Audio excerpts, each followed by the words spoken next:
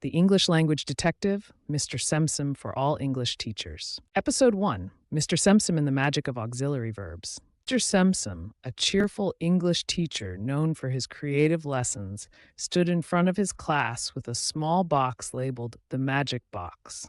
Inside were slips of paper with verbs and auxiliary verbs written on them. Today, he began, we're unlocking the power of auxiliary verbs. Do, does, did, am, is, are, was, were, will, have, has, and had. These little words may seem simple, but they're essential for questions, negatives, and emphasis. The students sat up straight, intrigued by the mysterious box.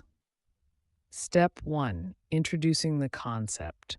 Mr. Semsem wrote a simple sentence on the board. She sings beautifully. Then he showed how auxiliaries transform it. 1. Question. Does she sing beautifully? 2. Negative. She doesn't sing beautifully. 3. Emphasis. She does sing beautifully. To make English work, he explained, auxiliary verbs are like keys. They unlock the meaning. Step 2. Engaging activity.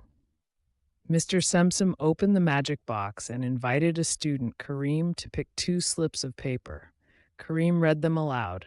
Main verb, play. Auxiliary, does. Great choice, said Mr. Semsem. Now use them to form a question. Kareem hesitated, and Mr. Semsem guided him. Remember, with does, the main verb stays in its base form. Try, does she play football? The class repeated the sentence together, and Mr. Semsem praised their effort. Step 3. Problem-solving moment. During the exercise, a student named Lila asked, why do we say does she play, but not does she plays? Seizing the teachable moment, Mr. Semsem drew a quick chart on the board. When using auxiliaries, the main verb stays in its base form. The auxiliary takes on the tense or agreement.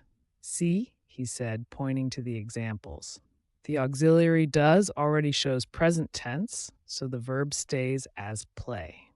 The students nodded, scribbling notes in their notebooks. Step 4. Creative application. To reinforce the lesson, Mr. Semsem divided the class into pairs for a role-play activity. Each pair drew a situation card from the magic box, such as Card 1, interview a famous musician. Card 2, ask about a strange habit. The students created questions using auxiliary verbs. One lively exchange went, Student 1, does your cat really sleep on your head? Student 2, yes, she does. It's warm up there. Laughter filled the room, and Mr. Semsem clapped.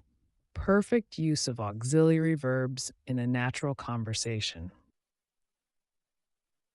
Step 5. Reflective wrap-up. To conclude, Mr. Semsem handed out a worksheet with sentences for practice. He also asked students to write 1 question, 1 negative sentence, and 1 emphasized sentence using any auxiliary verb. As students worked, he walked around, offering individual feedback. When Ahmed wrote, she doesn't eat apples, Mr. Semsem gently reminded him, careful, with doesn't, the verb should be eat, not eats. Great effort, though. Reflection and key skills. At the end of the day, Mr. Semsem reflected on the lesson. 1. Engagement. The magic box activity made learning interactive. 2. Scaffolding. He guided students step by step from concept to application. 3. Clarification. He addressed common errors like verb agreement with auxiliaries. 4. Practice. Role plays and writing tasks ensured active use of the target grammar. Questions for teachers. 1. How did Mr. Semsem use context to make auxiliary verbs relatable?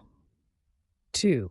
What strategies can you adopt to help students understand verb agreement with auxiliaries?